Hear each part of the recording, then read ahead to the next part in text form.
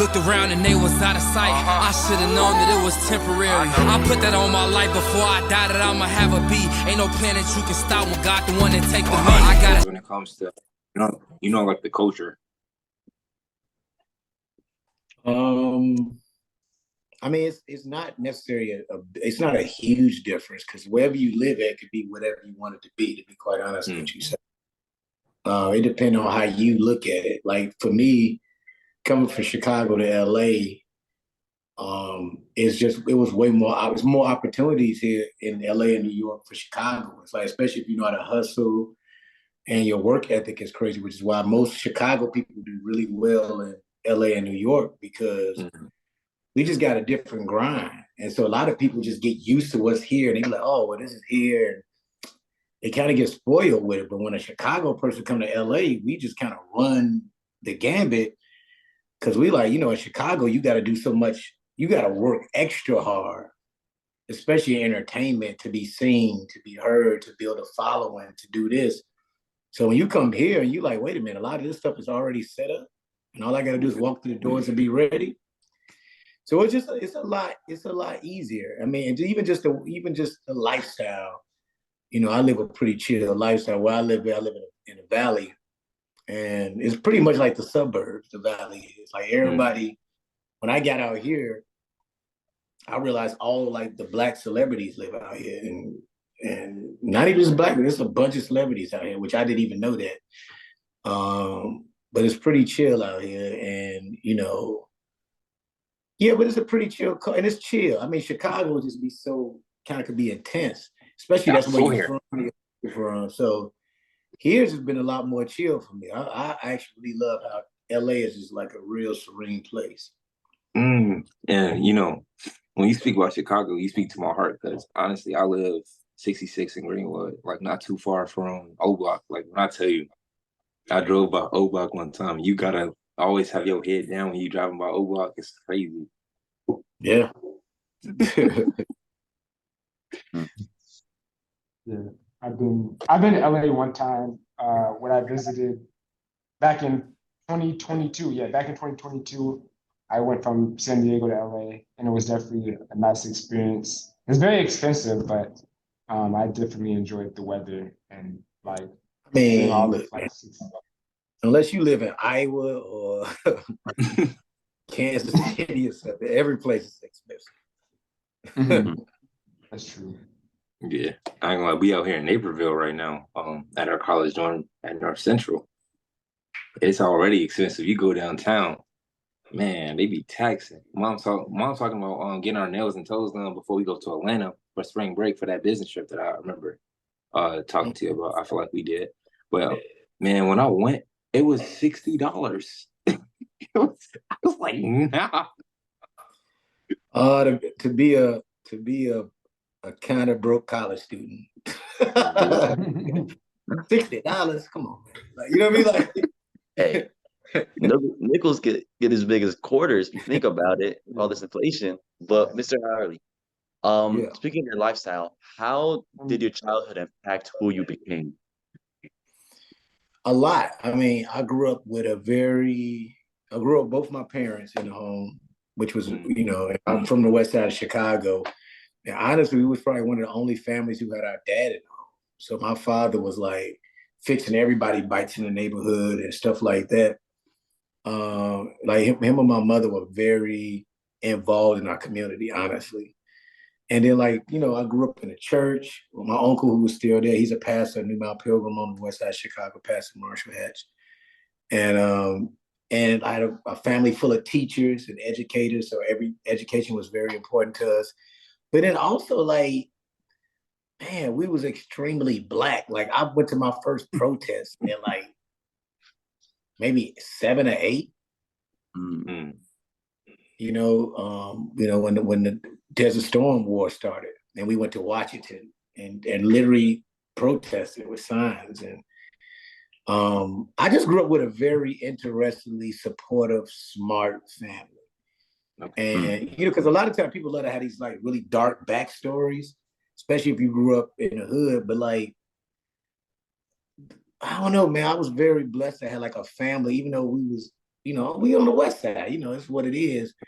We were a very tight-knit group family, and education and bettering ourselves is so important, which is why I look at me and my cousins and my brother and all of us, we turned out pretty good and successful, most of us, because it was just our upbringing was like, no, you only knew success.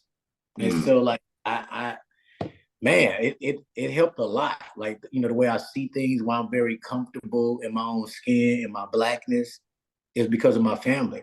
Like, that's why I never had to code switch or do any of that stuff, because I've been always comfortable in my blackness and being educated and sounding educated and being smart and being able to go into any room. You know what I'm saying? So I'm thankful for my family, and my family is really supportive. Like, they show up like when I do screenings in Chicago, sometimes for different movies, they come hella deep. They be having the shirts that say Lil Rel's family, all types of stuff. Very supportive. That's so amazing. What would you say is something that made you like stand out early in your career as starting out to becoming a comedian throughout Chicago? That's a great question. It's I almost can remember the day that my comedy not necessarily took a turn, but it went to where I'm at now. When you first start out, you kind of just writing jokes you think work and things like that. And I used to live with two other comedians. We was roommates for years. Came up together. Shout out to Michi Hall and Brian the Wildcat Smith. Roommates. Lived at Harvey. And one day we was on a road trip, and I used to tell all these funny stories all the time and talk about my family, and they'd be dying laughing. And I remember one day we was on our way to do a college. I forget which college we were doing. And it was like, man, why you don't tell these stories on stage? I'm like, I don't know. I don't know if anybody gonna think it's funny me talking about like these personal stories about my family and the stuff I've seen. And they was like, I guess you scared. And I ain't like that they said that. Basically dared me to go on stage. Man, I think might have been that night, and just change my whole set and talk about my upbringing and my family and stuff. And that changed my career. And once I got that first big laugh from a true story, I was like, all right. And that's honestly what ended up separating me, was just like being able to like make these characters from my family, from my neighborhood, from the West Side come to life on stage. And that's honestly what made me stand out around the country, which is crazy. So wait, what's some of the characters? I remember you saying something about characters. Like, what's some of the characters that you made, that helped you to stand out? It's a gang of them. I mean, like, you ever get a chance, you can go back and watch some of these old specials and stuff like that. But it's like, you had a ghetto girl on the West Side. You had my mother, who she smoked cigarettes. My dad, the 70s dad. It's so many. It's like so many. I can't even really pinpoint all of them. By the time I got my sitcom on Fox, most of those episodes were based off my material. So those characters and Rel, the show Rel, which is that like that, but I had like every episode I did a separate character outside of me for a couple of reasons. First of all, I saw that the character got a separate check. So outside of me getting paid to be Rel, every extra character I played got paid too. And I'm like, wait a minute, you get a check too? And so, which is why people don't know that's why I did that, but I had a new extra character every episode. And I did that. I did it because I was a fan of Martin also, but I was like, oh, you get an extra check as an extra actor for extra character? All right. But yeah, like being from Chicago, I feel like I probably can, name a couple of characters. So I know I got my grandma, and she's always, I swear, I kid you not, every time she hear a noise or a gunshot or anything, like any loud noise, she'd be the first person to turn off the lights and be peeping through the peepholes of like the windows.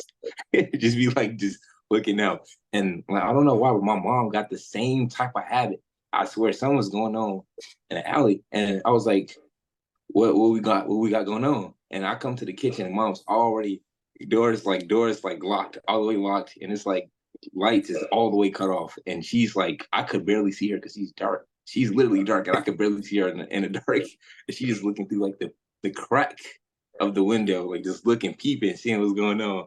And it's like, I remember I told mom, like, you really are your mama's daughter, like. And I just walked out the room, and she just started laughing, like it was crazy. But I feel like if this ever gonna be a story.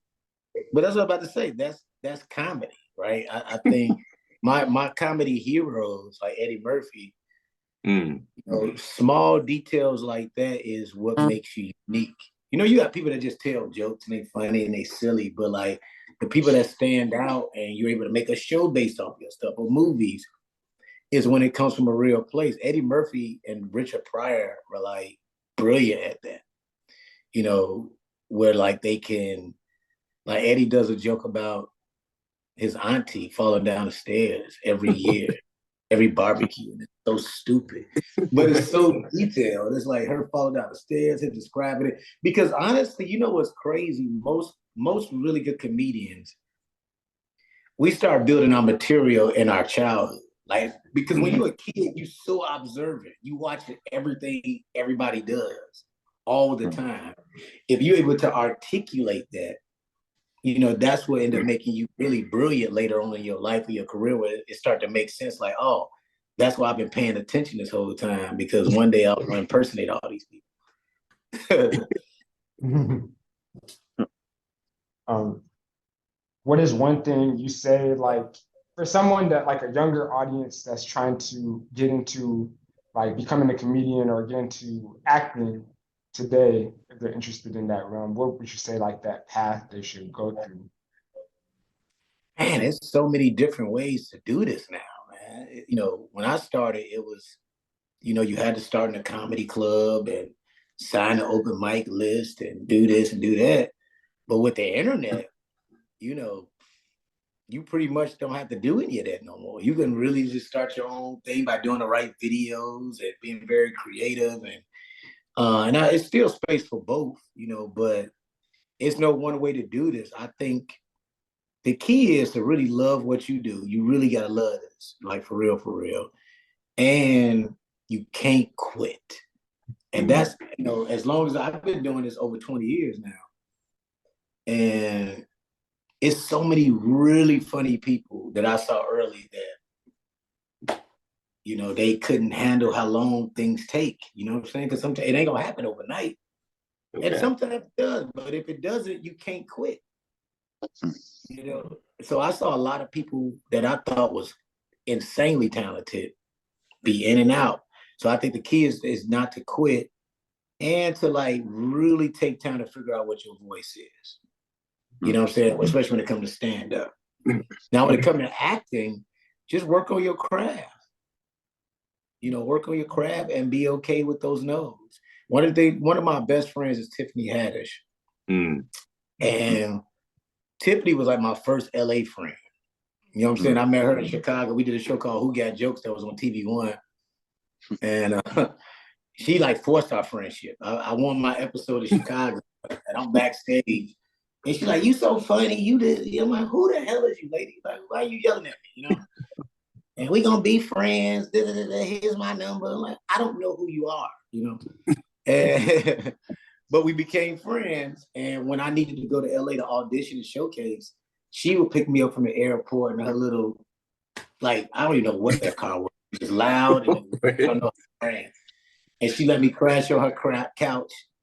But what I loved about her was, and it stuck with me for the rest of my career, is how excited she was just to receive an audition. Like she was just excited about audition. She didn't even book anything yet, but she was so grateful just to be able to audition for stuff. And she wasn't even booking nothing yet. And I was like, but how you ain't booked nothing. Why you still excited? Like, well, they ain't gotta call me, you know. And I'm like, it was just, when she became a star, I never saw anybody more deserving than her, because I'm like, man, she was like in the beginning of it, very grateful for the opportunity to just audition. So you can only imagine what a person that has that mindset, once they book something, how they'll just go, they're gonna catapult, because they like, man, they don't have to call me to audition. And but that's when I saw her doing that, I was like, yo, I came back to Chicago. It turned my grind up. Whereas I was a lot more grateful for the opportunities. You know what I'm saying? Because a lot of times we get mad if we didn't book the thing and all that. You just got to move on, man. And then, if you keep pushing at it and not quit, you'll get the opportunity to shine. And once you get the opportunity, is what you do. Exactly. And like you said, when it comes to LA, like it's really about like when you get there, you just got to be prepared because it's like it's already set up for you. And with Tiff, like it's good to hear that she had that work ethic and she kept the ground up because it's like I know it probably took a long time, but when she got ready and when it was her time, she shined. And now I like to say that it was you, her, and probably Dave Chappelle. That's like my favorite. No, I gotta take out Dave. I gotta put on Kevin Hart. You, her, and Kev. Like y'all the top right now for me. I mean, it's and Kevin, all those. It's interesting because recently we had the whole controversy with Cat Williams and all this other craziness, but it's unfortunate that everybody's not praising each other's journey because everybody's journey different. You know what I'm saying? And I think it's messed up if you try to comment and tell people what their journey is, or you try to tell the audience what this person did. Like, nah, everybody's journey different. And to be honest with you, we Black, so all of us had to work extra harder than everybody else. We all came from the Chitlin circuit, every last one of us.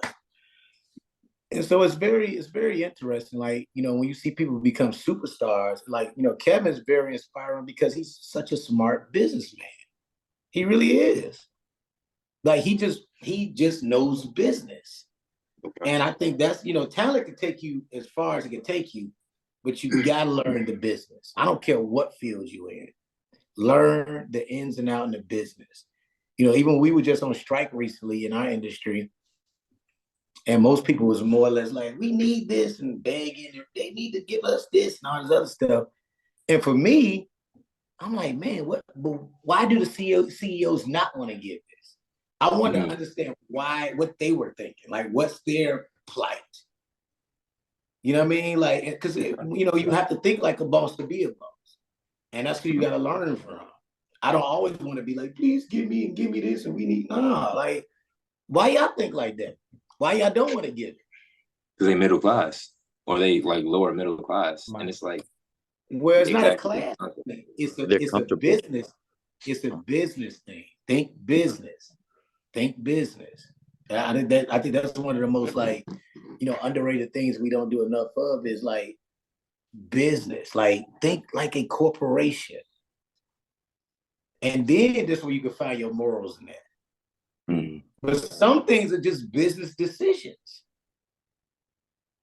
I know we take it personal and we feel like we're owed all this stuff. Like recently, I saw Terry Crews did an interview and he might have Club Shay, but he was talking about, I guess Shannon asked him about Terrence Howard that he got $12,000 for Hustle and Flow. And Terrence felt like he got played because he only got $12,000. But Terry Crews said something that's very powerful. He's like, man, but you said yes. Because that's what I don't understand. You say yes to something and then you complain about it. That's so backwards to me.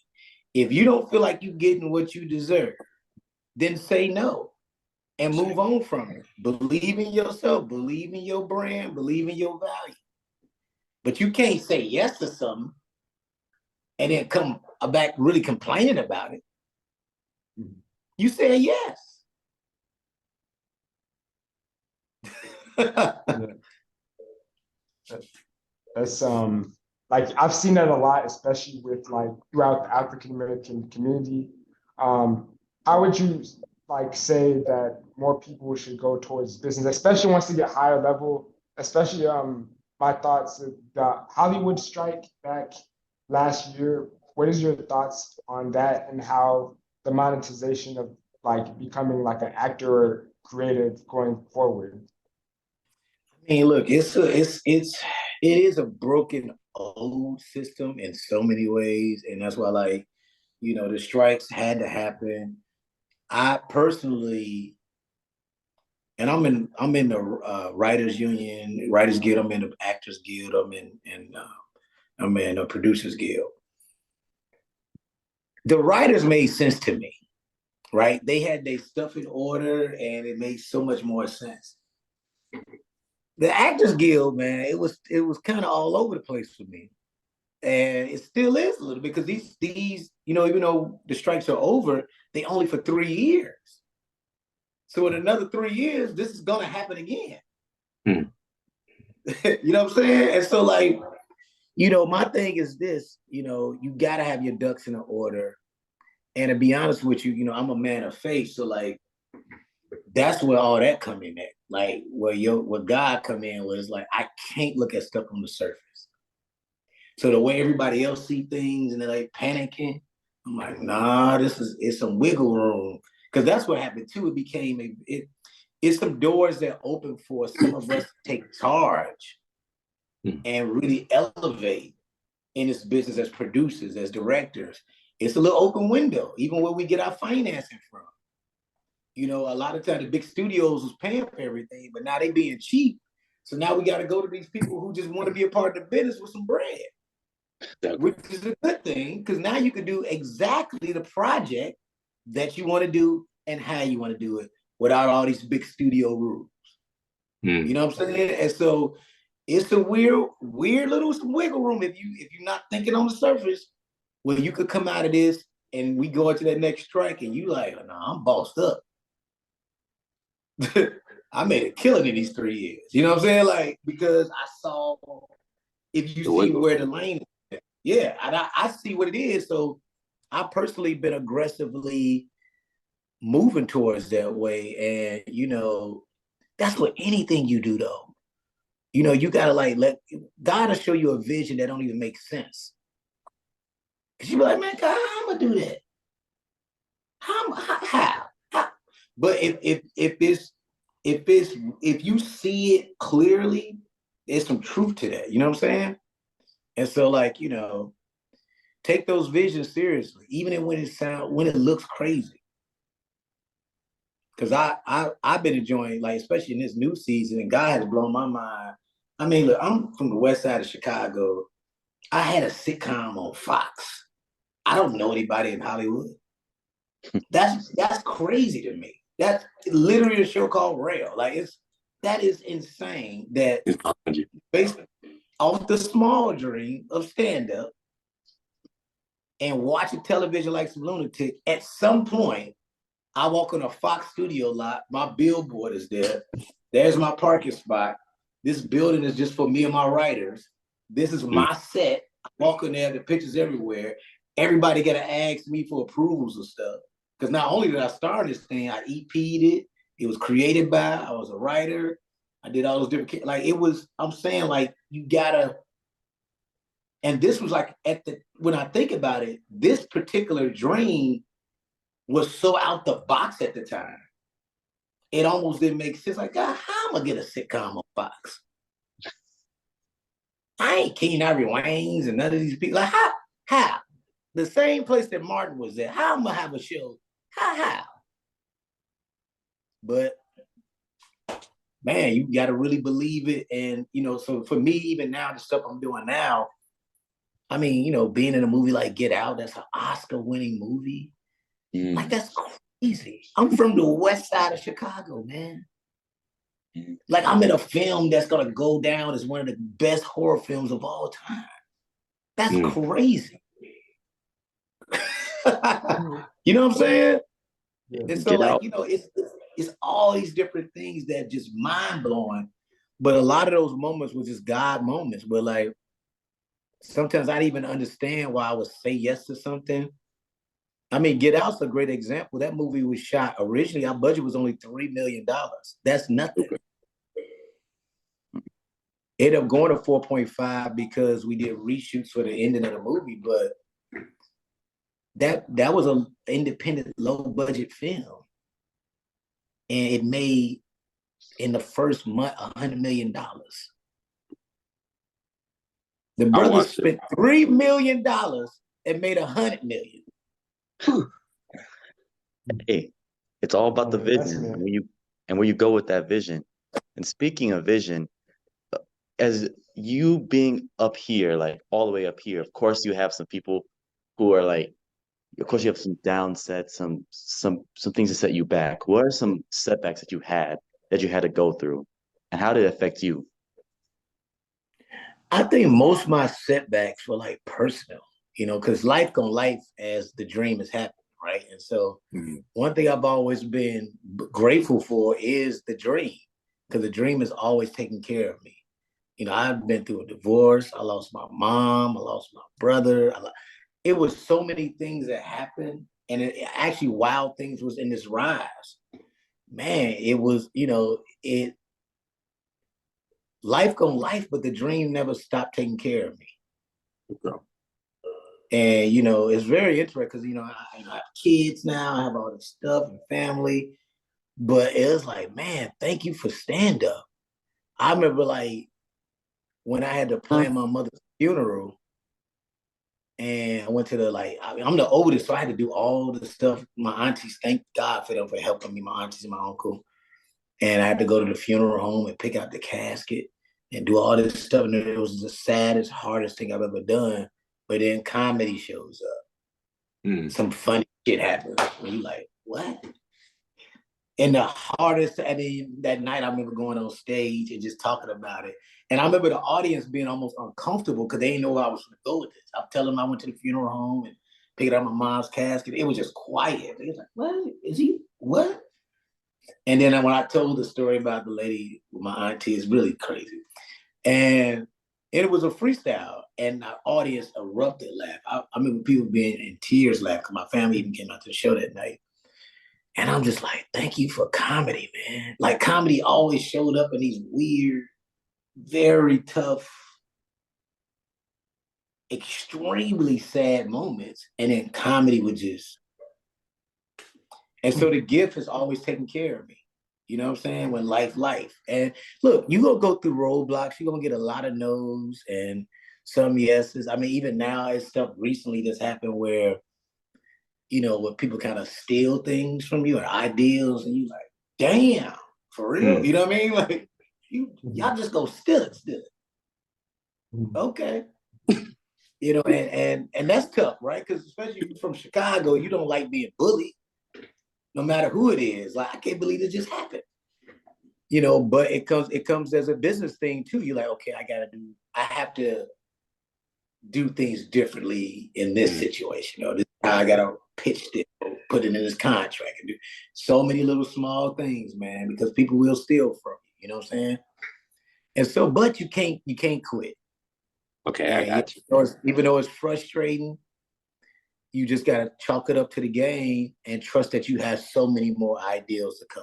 So every time people think they got something on you, like, no, you'll see. I ain't done. I got a billion other ideas in here that you don't even know. So cool, fine. Still. Like just continue to stay like persistent, because like a lot of people would take that setback and like just take that the wrong way. But like that's one thing. Just wondering, what are your thoughts, like potentially like people you like look up to that you potentially want to like partner with in the future on different projects? I mean, it's a gang of people, and I've been lucky to like link up with people that I dreamed like working with Ryan Reynolds, and I did Free Guy. Okay.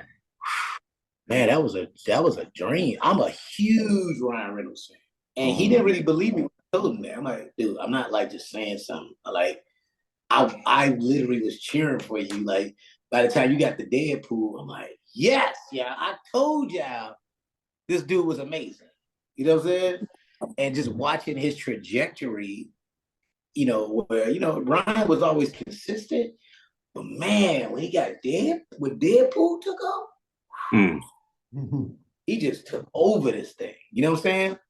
And so, like, I've always envisioned random people to work with in my mind. You know what I'm saying? Like, if I see some, or I could watch some, be like, yeah, we got to work together. I mean, even like work with like John Cena. You know what I mean? Like, those will, to me, be specific thoughts of mine. You know what I'm saying? Working with Kev, you know what I mean? We did Fatherhood together. You know, Ava DuVernay is somebody I can't wait to work with. We've become friends. She's become like almost like a mentor to me too. Okay. Who else? It's like I watch everything, so it's a gang of people I love to work with. Issa Rae, who I worked with before, but I can't wait to like work with her again because she's amazing. I love Issa. She's so like she's one of those bosses, man. One thing, you know, brothers, we gotta, man, pay attention to these and listen to these Black women, man. Listen to them. Don't come in with that ego and all that male chauvinist bull crap. Listen. You know, they're in their positions for a reason, and they can't wait to give you information. You know what I'm saying? If you just like, no, I'm listening. I ain't got nothing to say. I'm gonna sit here and take all this in. Like Issa and Ava's gave me so many jewels. You know what I'm saying? And then you do, you know, and I got OGs. I look like Sid the Entertainer, who's looked out for me tremendously. I can't wait till we share the screen together on something. But that dude is, man, he looked out crazy. When I first did Carmichael show, and that was my first time doing a sitcom. Never done a sitcom before. And I was in LA shooting a pilot. Sid called me to the Soul Man set when he had a show Soul Man. And he was like, yo, I want you to see how the rehearsals go and stuff like that. So when you get to Carmichael show set, you'll be ready. You know what I'm saying? And so he did that for me. He didn't have to, you know, and throughout my career, he's always gave me little jewels on how to, I mean, I opened for him. I toured with Sid, and he kicked me off the tour. And it wasn't because I did anything. He was just like, dude, you're going to be bigger than this. You got to do your own. You ain't like everybody else I had doing this, bro. You got to do your own thing. You know what I mean? Like, I love you to death. I'm like, man, I need the money. But he was like, no, but you Rel, you're going to be bigger than that. And I appreciate him seeing that. You know what I'm saying? True.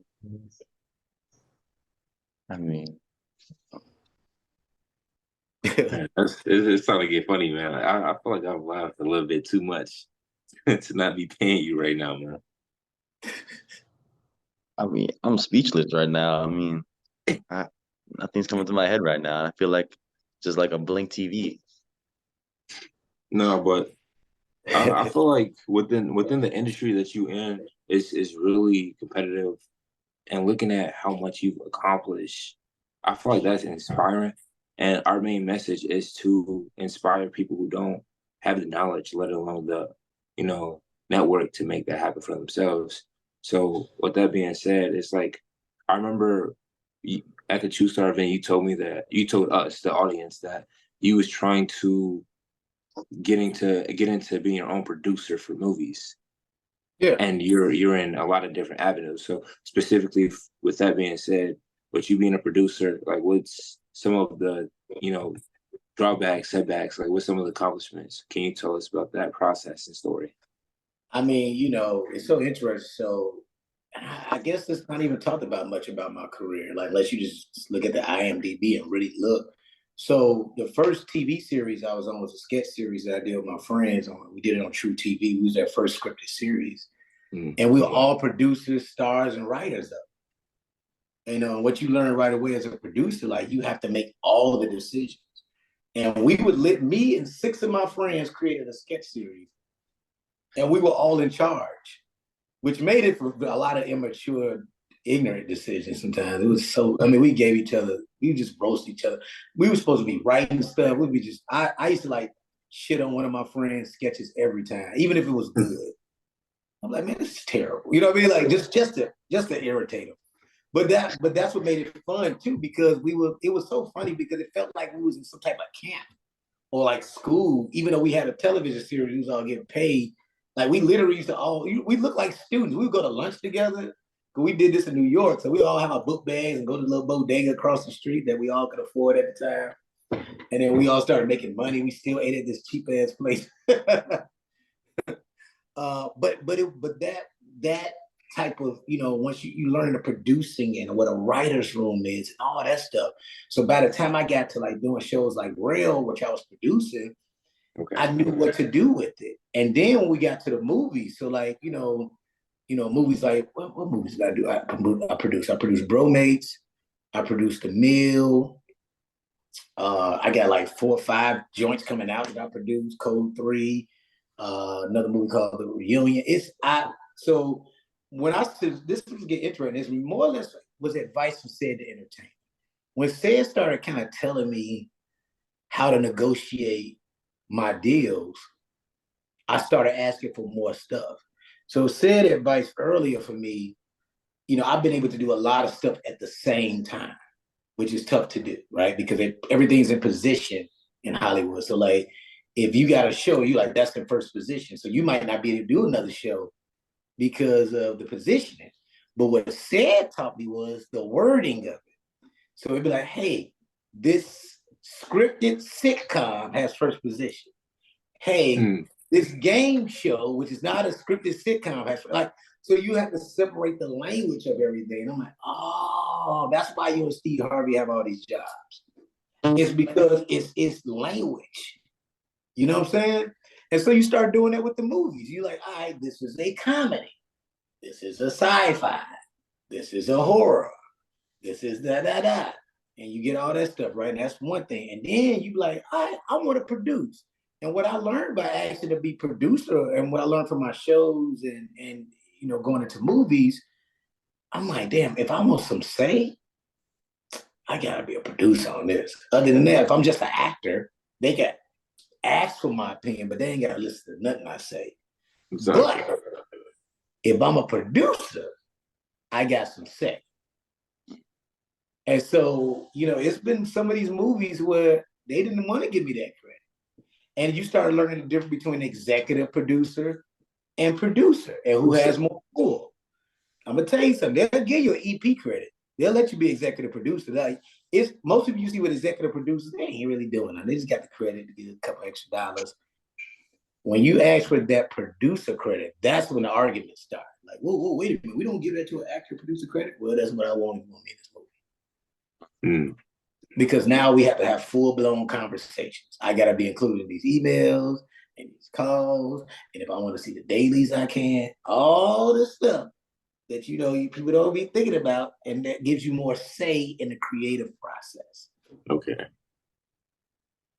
But like, I feel like you said there was a lot of argument when you said that you want that producer credit.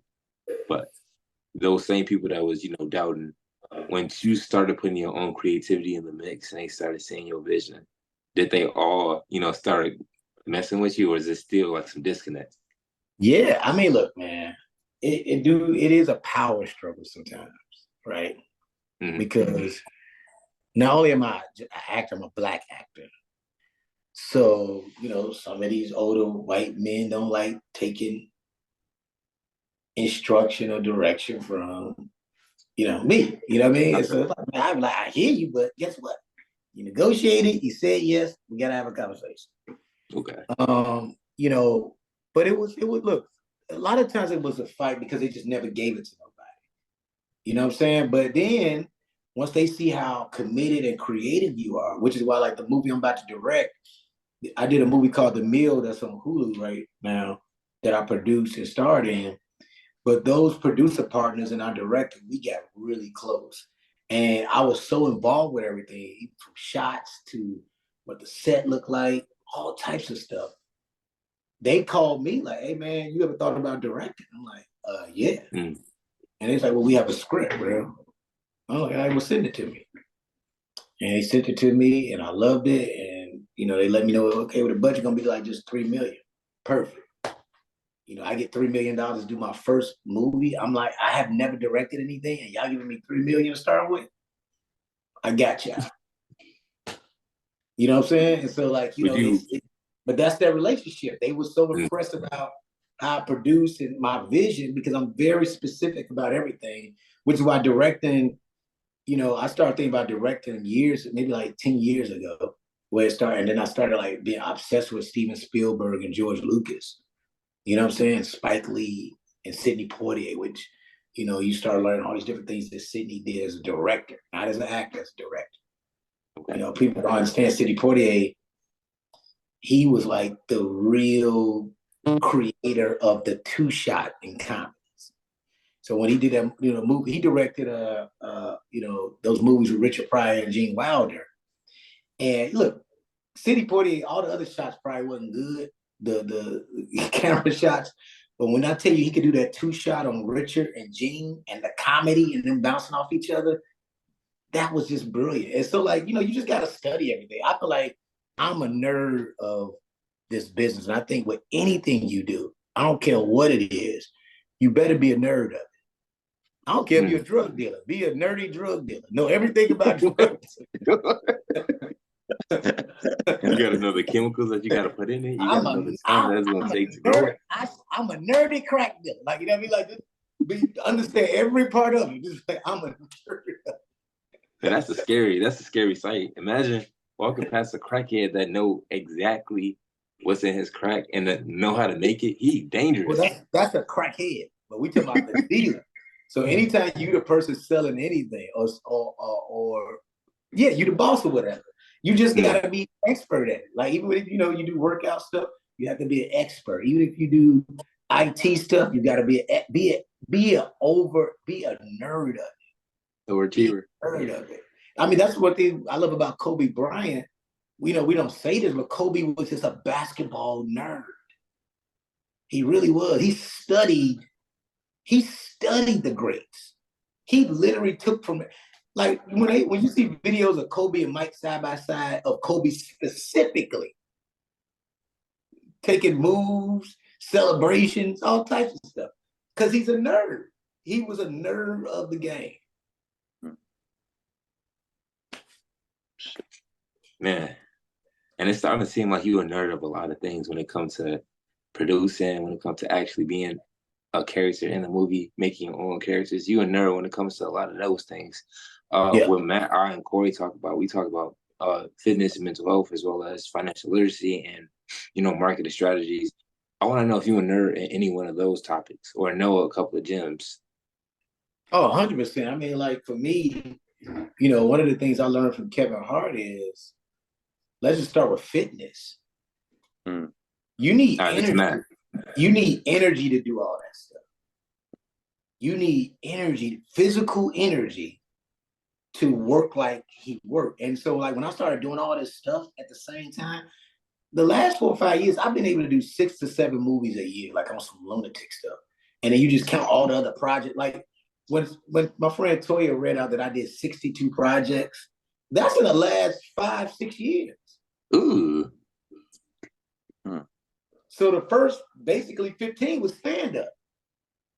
And then, like, by the time I got Carmichael Show and Friends of the People, and all this been the same run. I just haven't stopped. Like, it was like, you let me in, let's go. But what I realized was I needed physical energy for that. The best investment I ever invested into was the Peloton. That changed my life. And I did the Peloton first, and then Floyd Mayweather opened these gyms up in LA, these boxing gyms. And I was going 3 times a week. And those classes was intense, just an hour, just 12 rounds. Just ding, ding, and it was correct. And the calories was burning, and I was toning fast. Like, and so, like, and then I'm gonna tell you something. This is so great that what you guys are doing. Oh, I actually love it. That's why I'm talking to you. I feel like we haven't talked about it enough to you, though. Well, here we go. The mental health aspect of it. Put it together. So when I'm working out, it's not just physical for me. Like, I work out to a gospel playlist where I'm manifesting stuff. I'm talking to God. I'm getting rid of things, especially sometimes when I want to push. And I'm taking one of the classes. I'm really pushing myself for an hour. I'm letting things off of me. Because, like, I lost like maybe 30 pounds. Hey, real. If I'm being honest, my mom didn't point that out. She did. We took a picture and I sent it to my mom. She was like, that ain't real. I thought he was bigger than that. She said, but also, too, TV still going to put, even though I've lost weight, the screen is still going to add on to me anyway, to be honest with you. So there's nothing I can do about that. But the honest of God, because it's so funny, because people say, I'm like, but if you watch Free Guy, this the Free Guy weight. But I'm still look a little thicker on everything. You know what I mean? It's just what it is. There's nothing I can do about it. But, but I'm saying, like, what happened was I started working on my mental health along with my physical. So a lot of the stuff that was attached to me, honestly, like sometimes I watch Get Out and I could tell where I was at mentally. Even though it was a great moment for me, it was still a lot going on. Even with Carmichael's show, I was going through a divorce. I was pretty sad. But the gift always showed up for me while I was still able to perform through that stuff. And I could look at pictures of myself. You could almost feel like stuff that was attached to me that didn't belong to be on me. And so when I started going to therapy and really dealing with a lot of things along with working out, man, it changed everything. My skin got clearer. Things started being more clear to me. I started making better business decisions. You know, I ended up meeting my fiance because of that. You know what I'm saying? Like I was in these streets for a while. You know what I mean? After my divorce, I was like, hey, I'm out here. I got some money. Late. What's up? that's what I was at for a while. But then I got to a place where, because I was working on everything, I'm like, that ain't even my thing no more. Okay. You know, I want to meet a partner. I deserve the best of that. And I was able to even attract somebody as dope as her because I was in a really good place. And so like now, and just even when you talk about financial literacy, you know, all of these things go together. Health, you know, wealth, and, you know, this up here. And so, you know, people don't get that, but it all goes together. You know what I'm saying? And once you figure that out, it just makes life better. And it, you know, for my children, without me forcing it on them, and they see how hard I go, because they see me every day. They see me wake up in the morning and I go to my basketball court and I like the box back there because I got the box stuff set up. Or even just sometimes I like to just shoot free throws for hours. Just, you know, just random. I'm just active. And then I get on the bike every single day. You know, and it's so, you know, it's so many different things you could do. I think when you don't just make it about the look and you make it all about everything, it just sheds off you, like pretty quick too. Yeah, man, that's impactful, man. Now, what you got to say, man? Well, everything he just like said, it really spoke to me because like mental health, physical health, they're both connected because if you're not doing anything if you're doing something physically and not doing anything mentally, you're not doing anything at all. And that's because like you're not in the right state of mind. When you have that one setback, it's only going to bring you back lower. You're not going to think the right way. You're not going to do what you properly do in the right manner. If you're sad or angry, it's going to really come out in the way you talk or how you make your decisions. So I just wanted to say that what you said, it really like spoke out to me because it's so true. So many different ways than one. That's why you can't necessarily, like, you know how people love to tell you what they doing. Like, you know, or they ask you, what are you doing? I'm like, well, I don't know if it's gonna work for you. This is my program for me. Like, this is what I like to do. Like, and you know, that's one of the things I realized, especially like, you know, when you get a trainer and they want you all on the same program, but it's like, nah, I want to do something. This is what I like to do. And so once I figured out my own process, which is why I like everything at my house, I literally bought everything that I need to put in my crib. You know what I'm saying? And so even when I got my newer place I'm at now, yeah, I was like, yo, I need a full basketball court because I want to hoop most of the time. You know what I'm saying? And then I've been able to put my boxing stuff on the court. And I got everything I want here. I don't need to be in a gym full of some weirdos, people looking at you too much. Like, it's just whatever. I can get up and do this whenever I feel like it. Mm-hmm. And even sometimes when I'm having a frustrating moment, I say, all right, let me jump on this bike. And when I'm playing my playlist, I made all these different playlists to deal with this. You know, so because people would love to work out to like Rick Ross and all that stuff. And that's cool. But I like to be inspired.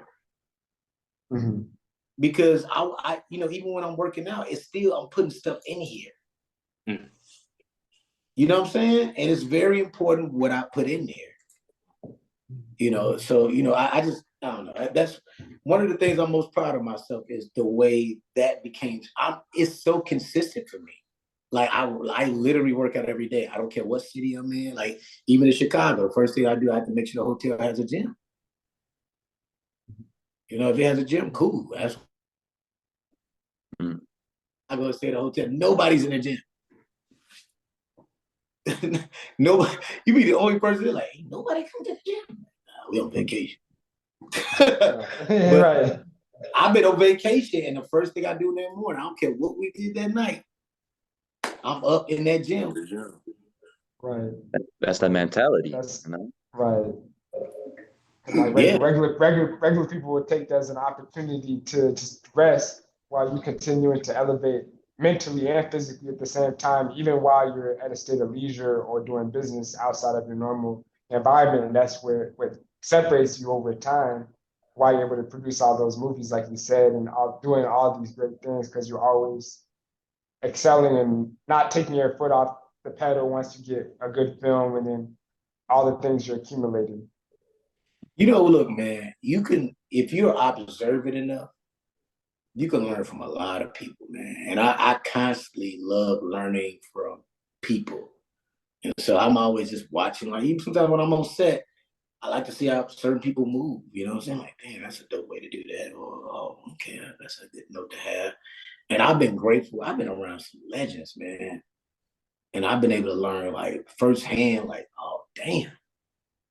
Even if it's stuff I don't necessarily do, to watch somebody else move and else. I remember, like, I was touring with Chris Rock for a minute. And one of the most fascinating things about Chris Rock is so organized. Like, I'm a dude, I can go up stage and just freestyle. I ain't got to write none of this stuff. It's in my head. I can just go do it. Watching this brother have all these index cards on a table, every joke, and he just moving stuff. He's like, okay, I'll put that here. I was like, damn. But then you understand why he's one of the greatest to do it. Mm-hmm. You know, everybody got their process, man. And it's very fascinating to watch. You know, even just other actors and even other directors. And, you know, I'm just watching them like, damn, that's so cool. And then I'm a sports person. I love the way, like, you know, I love Kobe's work ethic was so magical to me. He was really like that kid that really loved basketball. Mm-hmm. It was almost all he had. You know what I mean? Especially when he was traveling the world with his dad and he didn't know the language for real like this, so didn't have friends. It was just basketball. And it especially goes to show, like, Kobe, like, we're even talking about him till now, even though he's long gone, we're still talking about him. Like, Kobe, he was one of the greatest. I'm not gonna lie. His mentality, everything, it's crazy. I mean, it's fascinating watching all of these people. I mean, like, you know, I've learned from all my heroes. I remember, like, like Nas. I did a Brunch on Sunday video for one of Nas albums, and never met Nas. Well, I met Nas once before that, but like never like chopped up with him. Favorite rapper of all time. I was dead tired. I had just finished a movie. I told my team, don't call me about nothing. I'm not answering my phone. Leave me alone. I'm taking this weekend off. I may take a trip. And he's like, well, Nas, what you in this video? I'll be there. And I got there so early that it was just me and him for like an hour or two. And so we just talked. Do you understand how surreal? I had to cut him off during the conversation. Like, dude, let me stop you for a second. You really don't get how crazy this is to me. Like, I had a cassette tape of your albums and listened to it constantly on the bus on the way to school. It was, you know what I mean? Like, and I'm sitting here having this, and you asking me questions about me, which is crazy to me. But it's like, yo, that's, to me, that's the blessing of, like, the doors that, like, if you let the dream just take charge, man, it can open up so many doors. And, you know, I mean, honestly, and it's all, you know, trickle down to even the type of father I am. Like, you know, I love being a dad. You know what I'm saying? And, you know, being able to, like, have my kids come on set and, you know, see these things that I wish I could have saw as a kid, like some of the behind the scenes stuff, which is one of the reasons why I love Ryan Reynolds so much. When we did Free Guy, it was a dad set. Like, and Sean Levy, our director, we all had our kids there.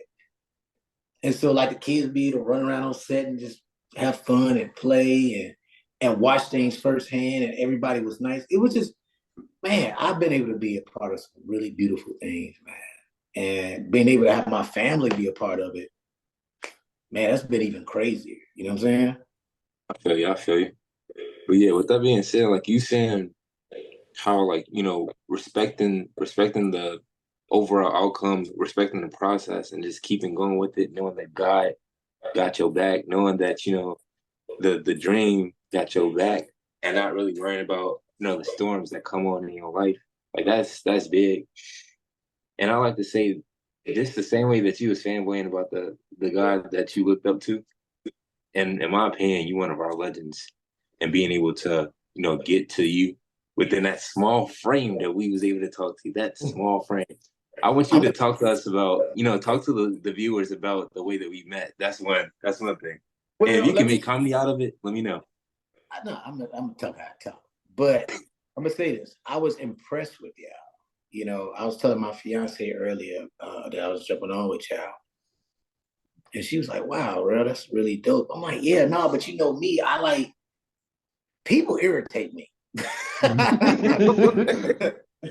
And so, like, cause sometimes people can be really extra, and it was interesting because it was after I talked to y'all, it was another group of young people that I guess was supposed to interview me, and they was kind of mad at me, but I didn't even know that they were supposed to interview me. Like it wasn't on me. I literally didn't know. I was just sitting in the dressing room chilling, so I didn't know.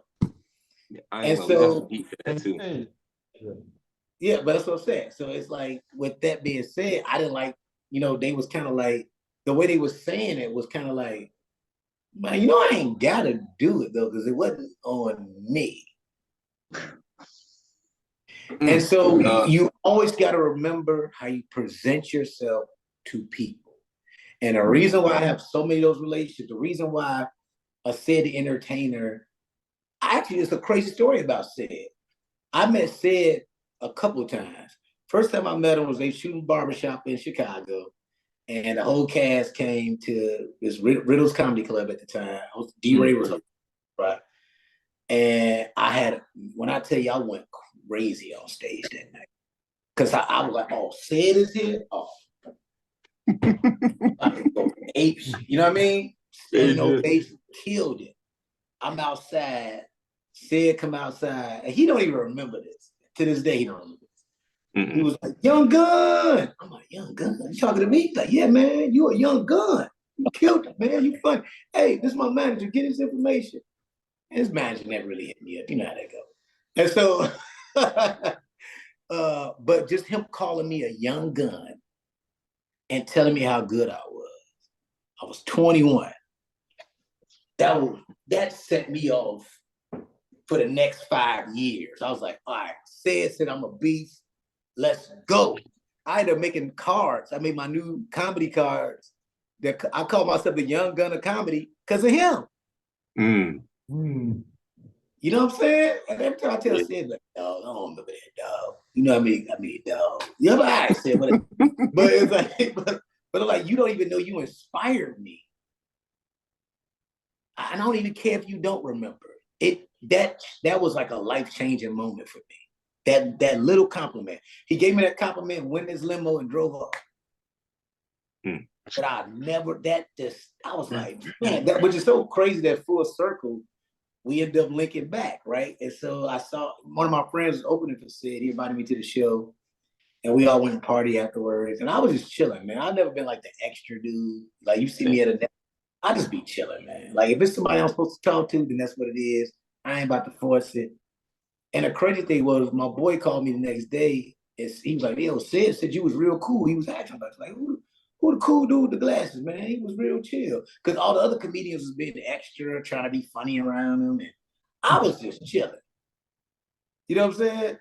And he was like, yo, send me some of his stuff. And he ended up watching some of my stuff on YouTube. And then he ended up hitting me up out the blue. I can't even just, but that once again, it's how you present yourself. So the three of y'all, I loved how professional y'all was. I love the sincerity of it, and it wasn't extra. And so I'm a man of my word too. You know what I'm saying? And that's the one thing, you know, we always kind of promise God things before we get stuff. Okay. You're like, all right, God, you ever let me be this person or ever become this and this and that? I'll do this. I'm gonna do this differently. And it's some truth to that, because you're like, I don't want to be treated the way somebody treated me. You know what I'm saying? Mm. And so it's like, all right, cool. What does that look like? So, I'm always moving in a place of discernment.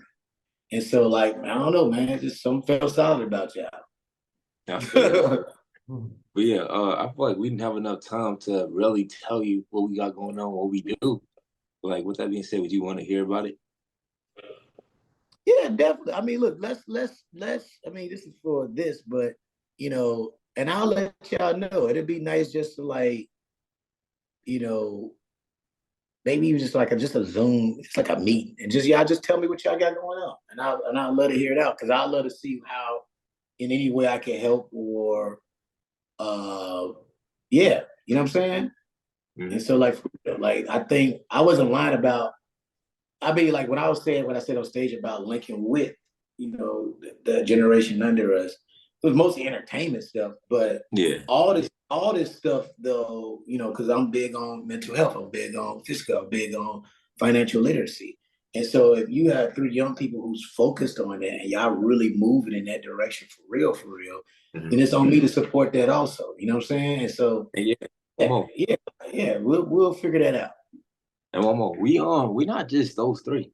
Thing is, with our podcast, we meet with people like you and other business professionals, entrepreneurs, people with film. We're doing that in order to get more in our minds, to get more within spiritually, because I feel like I'm getting a lot from y'all.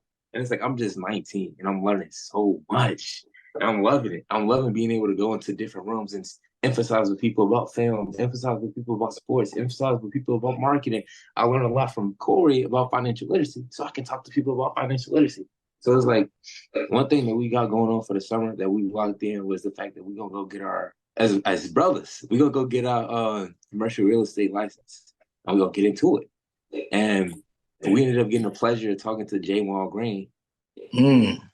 Yeah, J. Wall and Project Push. And we gonna really get some stuff done. And it's like, right now, it's about grinding, it's about getting this info, and it's about being relatable to people our age, because right now, people are distracted through social media and negativity with what all the things that we have going on Instagram and the internet.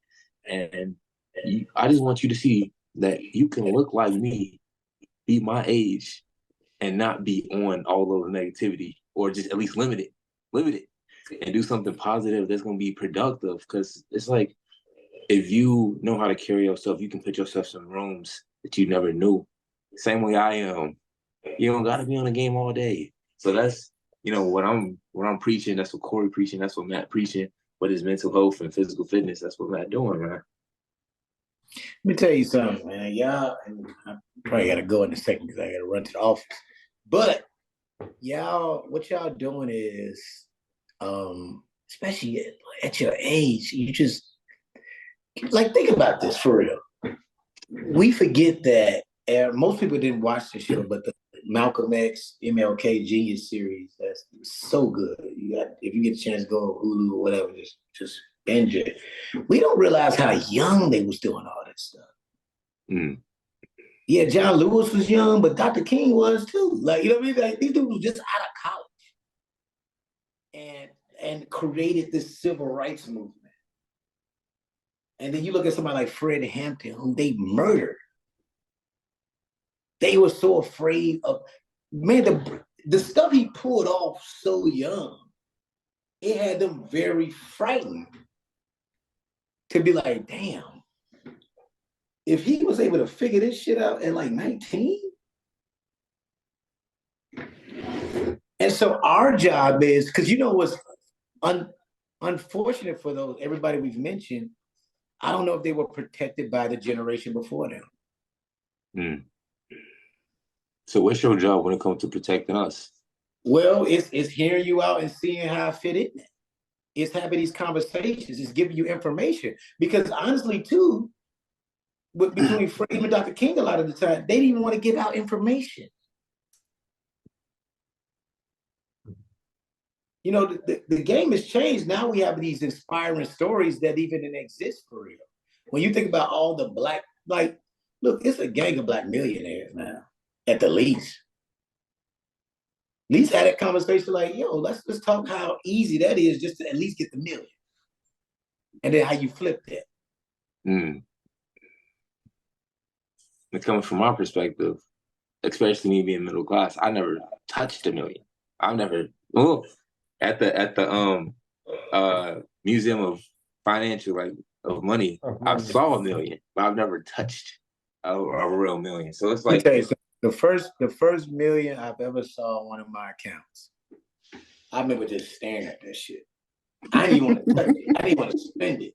I was like, I know I gotta pay some bills, but I don't want to do shit. But it became motivation where like I don't ever want to see it under that again.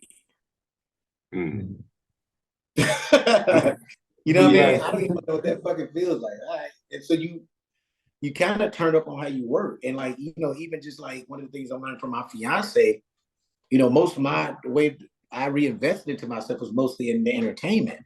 But you start learning about real estate and how you have to buy land and do all these different things. It's shit we all can learn from each other. You know, I think at the end of the day, it's not about your age and that you know every fucking thing, because you don't know everything because you're older. That ain't fucking true.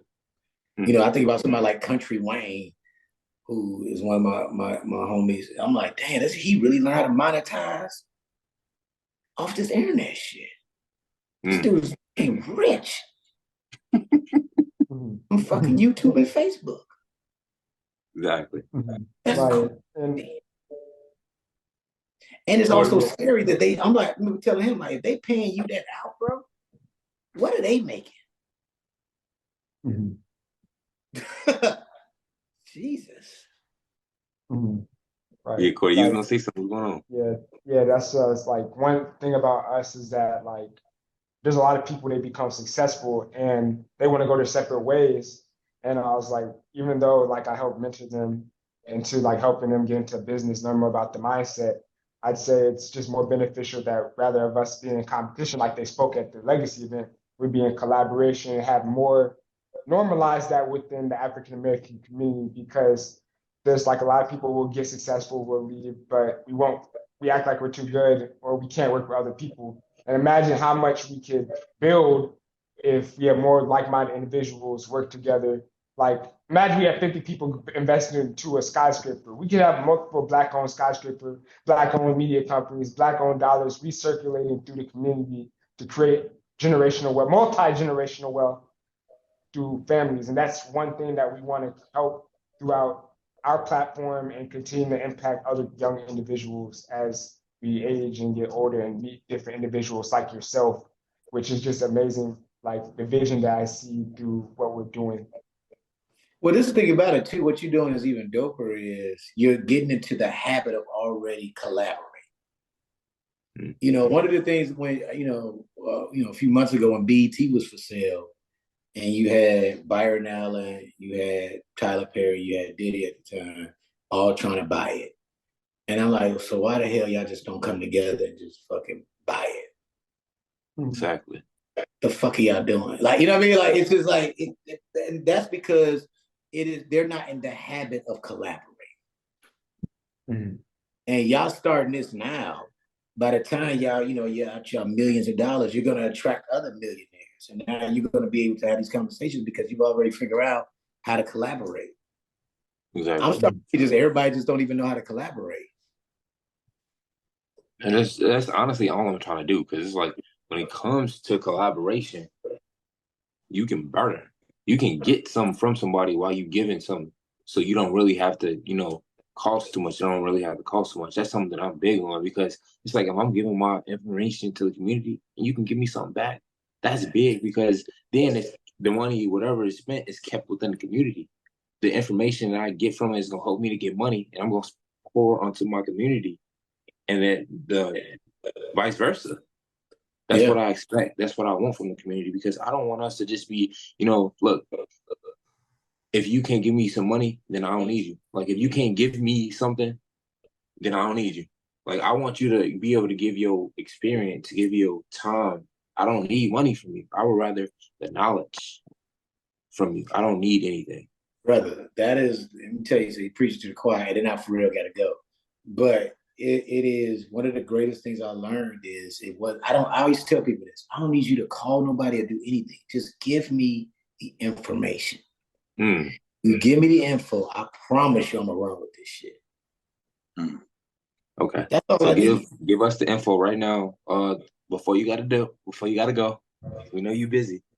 Give us the info about specifically within your niche, within your region, how to become successful within your industry. And you don't even gotta say too much. I know you did. I mean, I said a lot. I gave a lot of it already. But yeah, like give the one line, the one quote to end it off. Like, what's one thing for the film nerds, for the people who want to be a producer in a couple of years, was one thing that from you that you want them to know? Dude, just do your homework. You have to be a nerd of what you love to do. Point blank, period. You know, this is a business that you're in. Learn the business. You can't just sit on your gift, especially when it comes to entertainment. A lot of times we think the gift is enough. Well, I'm talented, so it should all come to me. It won't, fam, if you don't know the business. You know, it's a reason why certain people stand out more than others. You know, people could talk whatever they want about 50 Cent. Brother on his business. He knows business. Jay-Z knows business. Crazy as Kanye is, he do understand business. And I just did a marketing carousel about Kanye and the strategies that he uses in order to become wealthy and famous. And I feel like, yeah, again, what you're saying, Kanye, he knows business. He uses his media presence as a means to make him money. And with him losing money because of the fact that he said something controversial, you know, and he lost a lot of sponsors and deals, he used that controversy as a marketing tool to make more money, which is crazy. Well, also, too, you know, these places be overreacting. Because y'all don't react like that, like when like my thing is Kanye do say a lot of crazy stuff. But when do we really listen to crazy people? When they make it successful. Well, but when I say that, I mean, like, does it really bother you though? Or are you just taking that on? It really don't. It like, fam, we got crazy uncles, crazy cousins. Do they really ruin your day? They might not ruin my day, but they will ruin the mood. But why? But when it comes to Kanye, because it's not normal. Like you expect for no, nothing's normal. Because let me tell you something. And I really do have to go. Yeah, okay, cool. You gotta humanize people. Stop putting them on this pedestal because they got some bread. The richest person ain't always the smartest person. You know that, right? Trust me, we know that. We all got that one person. And so because of that, why would I let somebody bother me? And I love Ye, but it won't bother me. Like he could be like, man, I'm like, all right, Kanye. I've been in a room where Kanye has showed up without anybody inviting him, and we all had to be like, "You done?" All right. Anyway, back to this birthday party we had. Like, fuck, you would have told me what was it. And so, like, you know what I mean? Like, and so, like, yeah, you don't have to take. That's just with life in general. Don't take on energy that's not. You don't have to take that on. Exactly. Like even when you go through a breakup, people love to participate in the sadness of it. But are you really sad? Like, do I really have to sit in this? I remember like before my fiance, the girlfriend I broke up with, she got so mad at me because I figured this out in therapy. I was like, yeah, I was sad it didn't work out. I was sad for maybe like an hour or two. But then I thought about how dope my life was. I'm like, but why would I sit that because of this? Like everything else is pretty dope. Like why would I let this thing affect me? Like I'm sorry it didn't work, but I'm all right. Yeah. You know what I mean? It's just easy to participate in that, and you don't have to. Exactly. Well, With that being said, we're gonna try to end it. With that being said, we always gonna try to reach out to you and make sure you're doing all right. But thank you for this time. Thank you for, really showing acknowledgement to us and what we got going on at Inspired by the Storm. And with that being said, like I like to say, enjoy your day, man, and keep us in touch.